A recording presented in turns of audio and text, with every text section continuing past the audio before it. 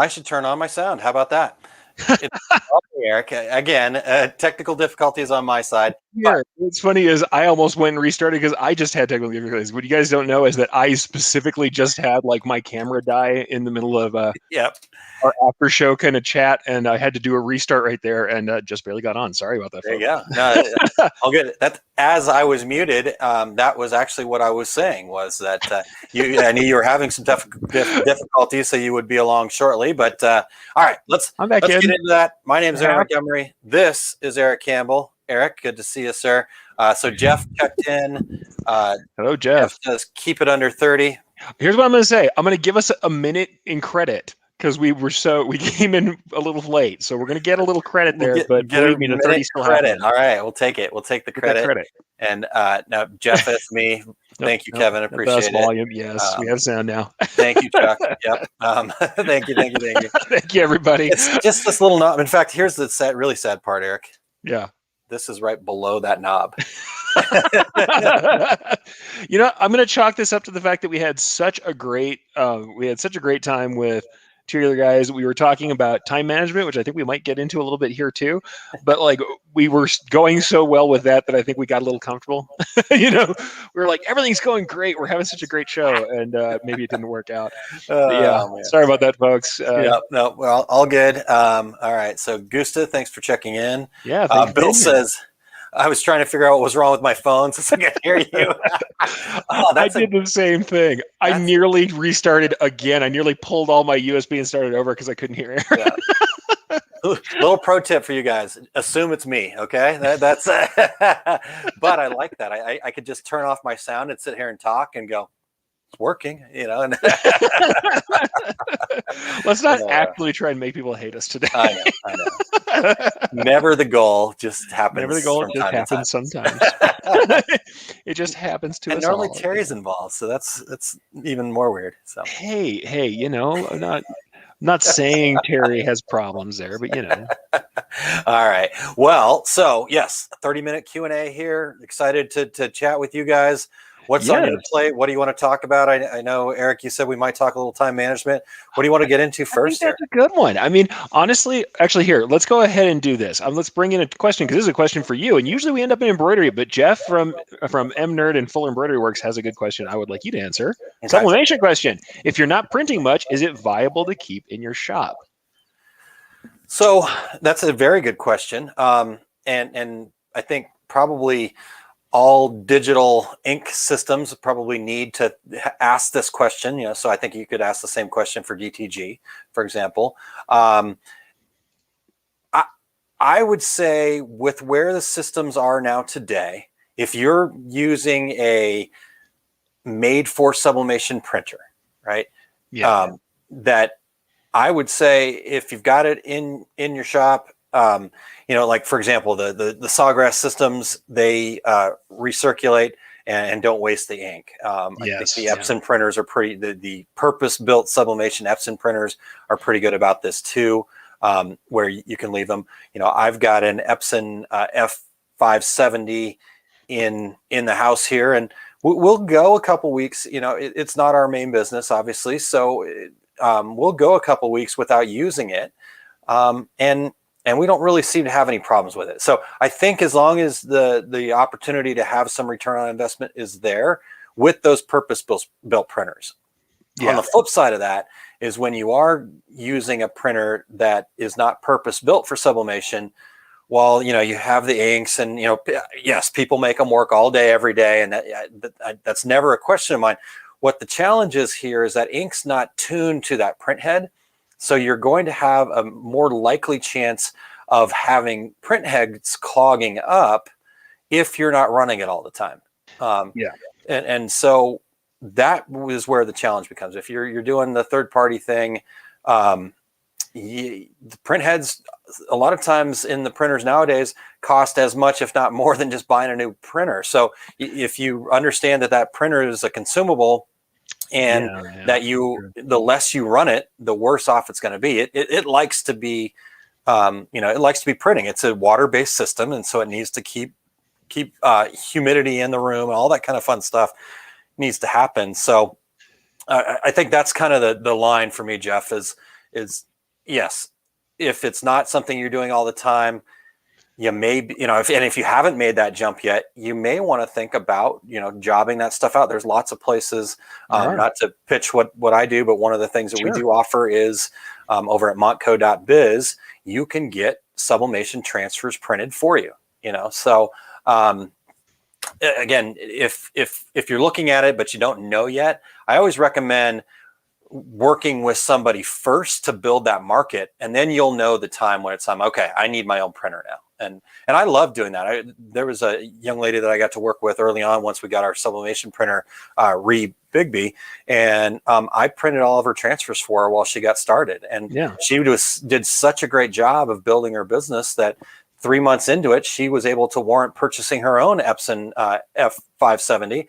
And I thought that was the coolest thing, giving her that opportunity to make that jump. She had some problems getting it going at first, just a couple of quick little things that we were able to work out together.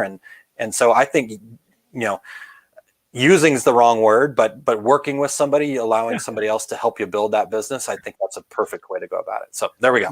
You know what? I'm actually agree with you on that. Not to mention, I will say, in the New Mexico desert where it is dry, where we don't have adequate humidity, new kind of formulations of ink all the way back to the release of the SG800, which I had, which is a desktop sublimation printer. They stayed pretty good. You do need to print once in a while. You will occasionally have, clogging and have to clean and all that stuff because it's an inkjet printer. It's going to happen. But I can only assume they're getting better and better. I haven't been using one daily like I used to.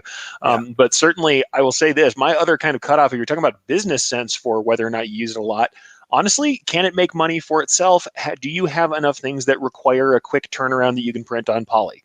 Because for us, it turned out where, we weren't using it constantly, but it saved our hash so many times for quick turnaround designs on patches that we couldn't do any other way. And by the way, folks, white patch blanks with a pre-marrowed black border, you can sublimate right over and bleed over into the border and you can't see it. And so we could make patches with full bleed, full color that had a little bit of texture on the edge like that. And that was super useful when we needed to get in fast. We had pre-edged patch blanks that we bought in. That was one of the things we did constantly, and it saved our bacon a lot. Honestly, I also did roll cut polyester and made my own patches with edging on an embroidery machine. And it was like being able to do full color digital patches fast.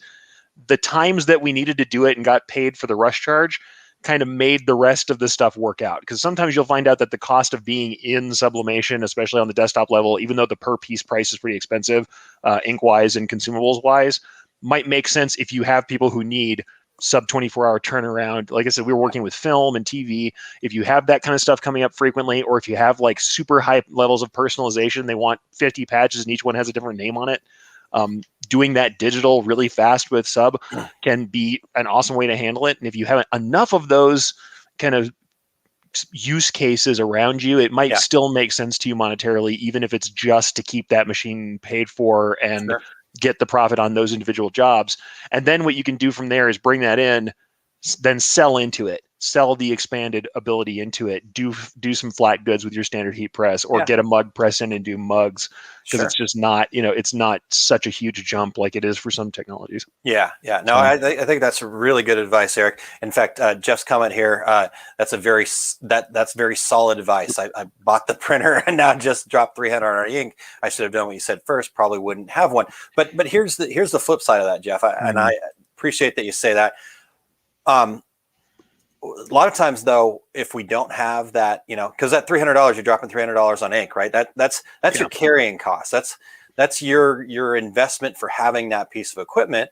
And so, what hopefully that will do for you, that will entice you, that will motivate you to figure out ways that you can put that thing to work. You might not have the work, but it's not because you couldn't have the work. It's just because you haven't had the opportunity to go get those things. Like Eric said, so maybe you're offering, it could just be, I've known people that have felt very successful having a sublimation printer, and they don't actually sell sublimation. They use it to make gifts and other things to go in with their stuff. Right. And now what that ended up doing for them is that led into people coming back and saying, oh, cool. I really appreciate the hats. They were awesome.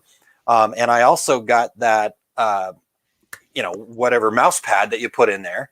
And do you do mouse pads? And they're like, Yeah. Okay. Yeah. Right.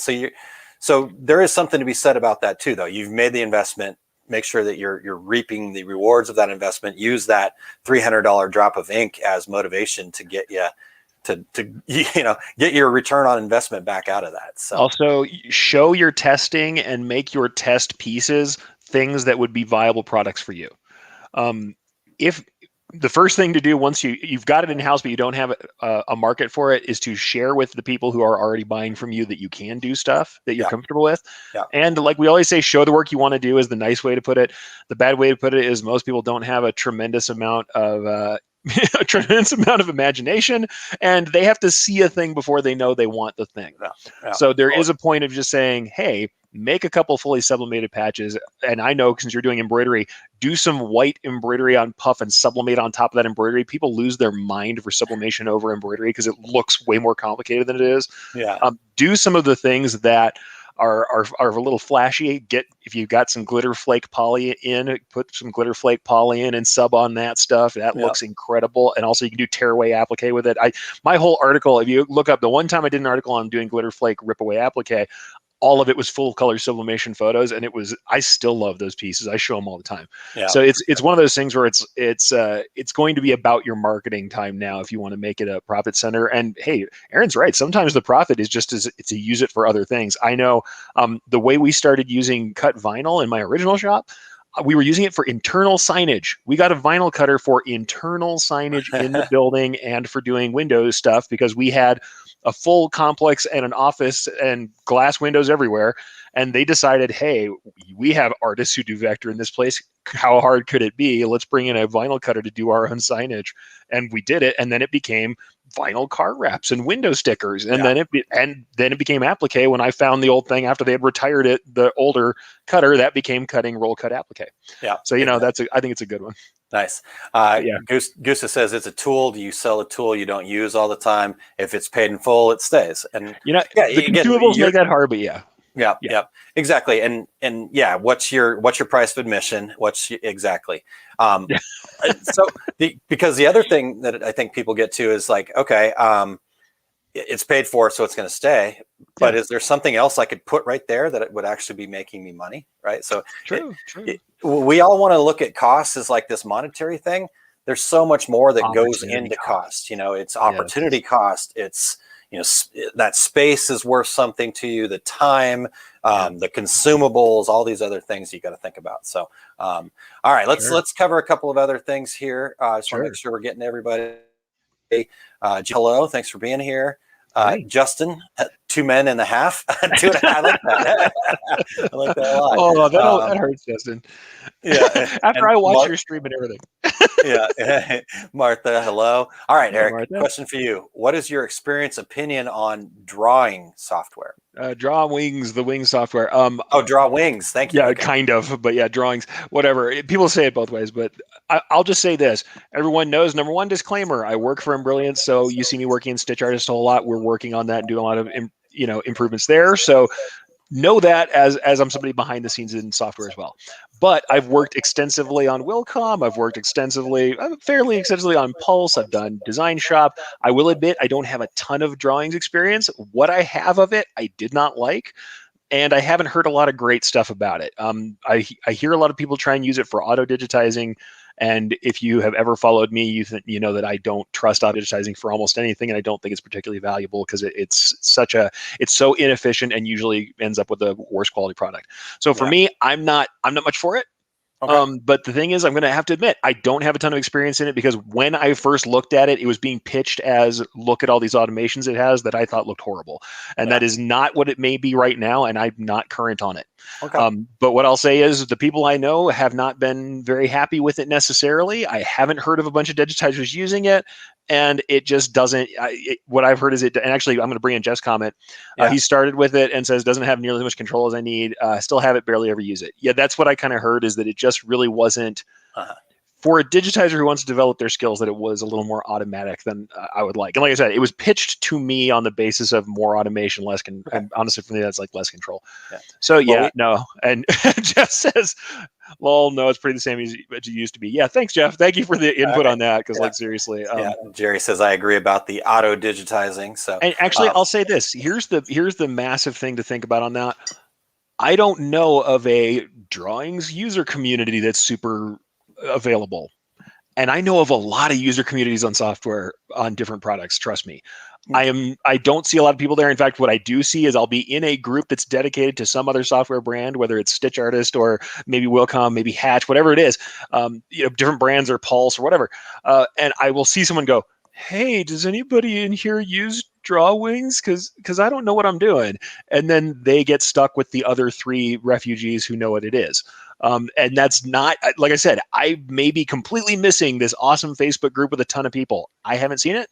And I'm kind of surprised I haven't seen it because I do hear the name occasionally, but I don't see a lot of activity on it. Sure. So that's one of those things. All right. Oh, and there we go. Thank you, Jeff, once again. Genomi's artistic digitizers made by them, and they have a small user group. So yeah, like I said, but it's not. I would say it's not the super vibrant community I see around other softwares, and that matters to me. Yeah. I mean, that matters to me. I think that sometimes, seriously, yeah. I know I say refugees, but well, because they show up in other groups, kind of like floating, trying to get some help. And I think that may be the issue. And maybe that's something you got to talk to. If you're currently using it, I would absolutely look at the support people over at the, whoever's making that and say, hey, where do you say to go? Where is your place to go for users to gather? I mean, it shouldn't be hard for a software company to tell you where to find its users. Yeah. There you go. I know we don't have any problem pointing you to thousands of posts. Yeah. So there you go. All right. So Marianne, hello from Santa Fe, not too far away from you there, Eric. And all right. Hello. We covered those. I know you know where Santa Fe is, so we're good. Yes, no. North of us, and I won't like hashtag not my capital or anything. Albuquerque and Santa Fe have like a little bit of a rivalry sometimes. I think that there is a little bit of a. Oh, I'm not from Santa Fe though. I think it's because every time somebody says, "Oh, you're from New Mexico," they go, "Oh, I love Santa Fe," and I go, "Oh, I don't live there." Yeah, I live in Albuquerque. Wow, I didn't mean to bring up hard feelings. I like Santa Fe. I like Santa Fe. I like going to Santa Fe. I go a few times a year and go. I even go stay up in Santa Fe, and I like going out to the Sangre de Cristo Mountains and stuff. But I will admit there are days where you're talking to people from any other country, any other state, and they go, "Oh, Santa Fe Plaza is great," and I'm like, "Yeah, it's great. I don't live in Santa Fe. It's not at all like where my poor Albuquerque." Gosh. I know we're so big and just nobody cares. I know. Where's the love for Albuquerque? All right.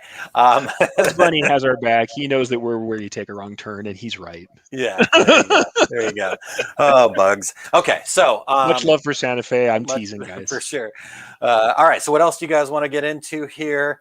And then, we're talking about, I didn't even know what drawings was, so that's my experience with it. And I don't want anybody to think the other thing I'm going to say one last word on this, because I feel like I threw some shade on this. But here's the thing. Last word on software is that I have seen someone make a masterpiece embroidery out of every software I've ever seen used.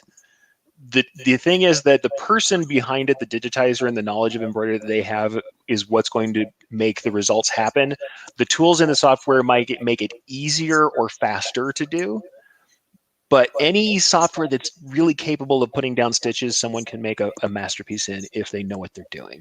And so I don't want you, the first thing people always say is, what software is going to make the best design? Software doesn't make the best design. Digitizers make the best design. Software makes it easier or harder for your circumstance. So there you go. All right. And you guys know what I love, and I work with Stitch Artists all the time, so it's easy to find my loyalties or whatever. And you've seen me post about Wilcom, post about Design Shop, and all those before. But Anyway. All right. I think I'll bring this up again in like 10 minutes or so. It's all good. It's all good. All right. Well, we're glad that you caught us live here. Thank you, Marta. As well. Thanks for being here. What was the name, Eric? Marta. Okay. Marta. That one always throws me. I mean, I finally got Erin right after. You did. You got Erin, and she appreciated it. Good. Okay, Eric, what's the name of the program you started on? The first program I started on was QDT. QDT from Moritz Embroidery Works, which is like an old school, like Shifley embroidery company. Has been in for like 140 years, like old company. Now I'm probably saying that wrong, but they are a old school company that still right now makes emblems and patches. You can go buy stuff from Moritz, but they had a software that was DOS based, and like I always tell people, did not draw curves. You had to make curves in little short pi segments of straight lines. Yeah. It was entirely, like I said, DOS based, real low end. You couldn't do much with it. I mean, we're talking about in the era where your file names only could have 8 characters in them. That's when I started doing that, Nice. or at Okay. least, and admittedly, the software in the system was old when I got it. Oh, all Old right. and unused when I got it. But yeah, I started in QDT, and I still have discs and can't get them to load anywhere. There are days where I just desperately wish I get the disc to load just to look at it again. But imagine like you're playing Missile Command and Embroidery comes out, and you're not too far There you off. go. There you go. All right. Jerry says I started with Wilcom for $6,000. So Hey, you know what though? I'm going to tell you guys. When I got my first seat of Wilcom, we paid for everything we paid. I think like $16,000 or something, 14 or 16 by the time we got everything we needed. wow. And it was incredibly expensive. And coming from what I had coming from QDT, which okay, nothing wrong with QDT. Some of the pieces people love the most in my catalog of like back catalog stuff. Some of them were made in QDT almost stitch by stitch, and they look good because I figured out how embroidery worked. Like I said, the Dion's apron. You ever see the Pizza Man apron that everybody loves? The top end of that, the Pizza Man himself. The text has been replaced over the years because we did some alterations to that. Once we did have better software that could handle, satin stitch generation better. All that top work was done in QDT almost stitch by stitch, and did that entirely in QDT. That was really early in my career. However, when we bought it, it was worth every penny because we were able to do stuff much faster than we could before. It absolutely revolutionized how fast we go. Now, the thing that's crazy is now you can go get Stitch Artist for like, you get my dream team, which is like Stitch Artist and Essentials, Stitch Artist Essentials and Enthusiast, Stitch Artist 2, and you're getting that, way sub $1,000, and it's more powerful than everything I started on by a mile. And sometimes I look at it, I go, oh man, we are giving him so much value for so There you go. little. Yeah. Because like I said, she said 6,000 people now. If you go get it now, it's still like 4,000 then plus add-ons. But you can do a lot for a little. It does have a world of tools. I think most people probably use 10% of those, but it's. I never want to tell people the software is bad. In fact, I love Wilcom, love Stitch Artist, I've had some times with Pulse. I don't always love Pulse, but Pulse is great.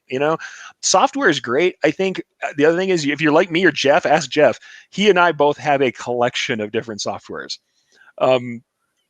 All of us like to play with all the different software. I work every day in Stitch Artist all the time, also because I'm helping develop stuff for Stitch Artist. But we all learn to love different softwares and play with them for what they do. And I also think there's nothing wrong with owning more than one and using more than one for yourself if you're digitizing.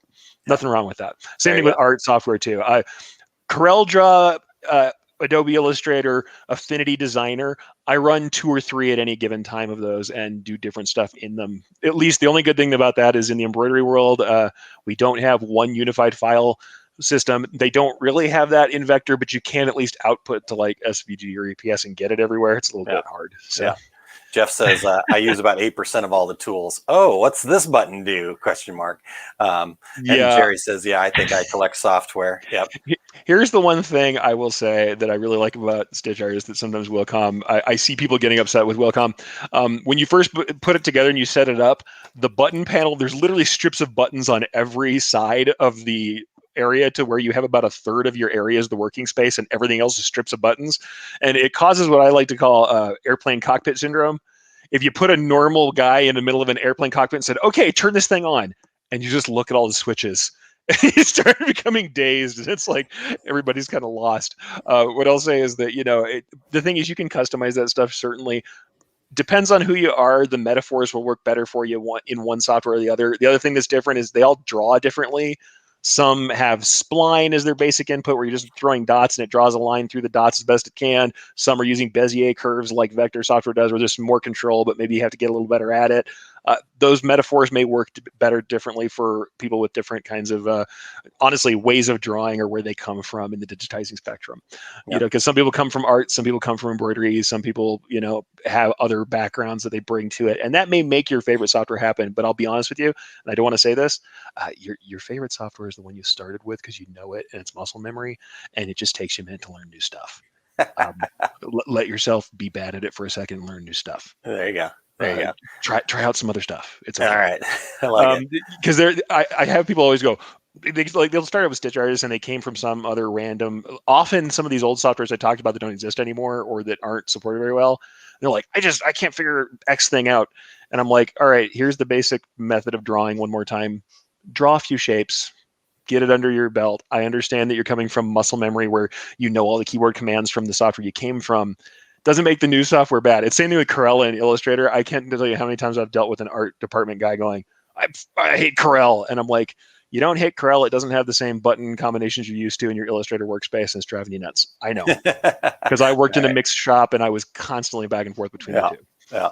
All right. Jerry says, thanks for all the info. You're very welcome. I'm answering for Eric.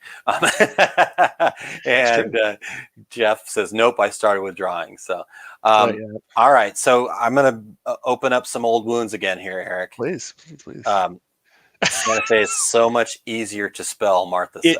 It is. It's much easier to spell, and admittedly, it's very artsy and lovely, and it's a wonderful vacation spot. And sometimes Albuquerque, depending on where you are, may not be. So yeah, Santa Fe is a lovely face for New Mexico. All right. There's nothing wrong with that. So much easier to spell, and it was the name of a car that I had. So I'm sure there's an Albuquerque out there somewhere, though. I don't know. I love Santa Fe. I know I throw shade, but it's very much like, I think it's like the wing fight that we have where it's like blue cheese versus ranch. Terry and Aaron aren't like out there with their switchblades getting ready to rumble. Like but they do. There was the one time, but it was a whole different just story. one time. I know. We don't want to. Let's not get into that here. This is not the time nor the place, Eric. That probably is, but okay. So, what other questions you guys got? What do we want to get into here next? We've got we got all the time in the world here. Sure, we do. Like 3 minutes of all the time in the world.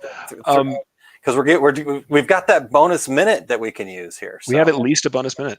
Yeah. I will say I would like you guys to go back and check out Two Regular Guys today, because Aaron and Terry were on fire with time management, because it wasn't just time management, it was task management. And something that Aaron taught me was to do the matrix. And I'm still working hard on this. I'm suffering. I'm not great at this yet. It's not easy. I'm still working on it. I've been doing it for 15 years. And knowing what's different between what's urgent and what's important is huge. That is huge. And I really want everybody to get into that. And the other thing I wanted to mention was a book I need to go back through again, which is The Now Habit by Neil Fiore. Now Habit and The Now Habit at Work. And I didn't get links ahead of time for this, and I should have. But The Now Habit is one of the ones that I've liked. It's a little more long in the tooth. There's more science-based stuff about procrastination that's come up since then. But I find it useful. Like I said, I need to go back onto it. I've gone through, I'll admit, there's been a pandemic lull for me where I'm in bad habits. And I've just in the last week and a half started to shovel that stuff out. I was going to say, I don't know what you're talking about, Eric. I'm setting new high scores on my scale each week. It's fantastic. I'm going to say last 5 days strong on my new diet and pounds down. So there you go. Good job. But also makes you feel better. It gets you taking a little bit of control, just a little bit. And I don't like to glamorize weight loss, because I've gone up and down the scale 100 pounds more than 3 times. There you go. Which is not so. Was I a worse person at the high weight? We can talk about that. I get angry, but I don't know. What I am going to say is I don't like to glorify that. I will say the good thing is working toward a thing that's bothering you feels a whole lot better than feeling powerless against it. And you may not be ready yet, but when you are, everybody who's there for you and supportive should be, nice there and doing their thing, and they're there. I missed this comment from earlier, so I want to make sure we got back to this. Jeff says this just turned into business advice for Jeff with all my closest internet friends watching. Definitely appreciate all the advice. This has been well worth the price of admission, and you could do a class on it. Funny you should say that, Jeff. I do a class on that. That's what we do at our success group. So feel free to check that out, oursuccessgroup.com, and become a member over there. We've got all sorts of different stuff we talk about, from foundational building of your business to mindset. Because that's one thing I wanted to just real quick, Eric, I won't use up the last of our minute here. Do it. But mindset is as important as learning to digitize, as learning to screen print, as all those things. It's as important, and actually for a lot of people, it's probably more important. If you're somebody that's 100%. Technical, that can pick that stuff up, the mindset part's what's going to be troubling for you. So don't shy away from the mindset stuff either. It may seem wooey. It may seem like, oh, that's somebody. No, that could be you. You can be as successful as you want as soon as you start choosing to be as successful as you want. So, soft skills. It's always harder to reform your soft skills than your hard skills. We can learn how to push buttons. That's not a problem. It's those soft skills you should work on, and you should Sure. look toward motivation, things like Yeah, that. definitely. So Jeff says link now in the habit take up, please. I will make sure we get links for the now habit for sure. Yep. So I need to get in brilliance, says Marianne. Nan, it was a great show. Thank you, Nan, very much. Appreciate you saying that. And then Nan says, preach it, Eric. There you go. Perfect. Well, honestly, I just liked hearing more from Aaron. So thank you talking about mindset. You know, what I always say about mindset.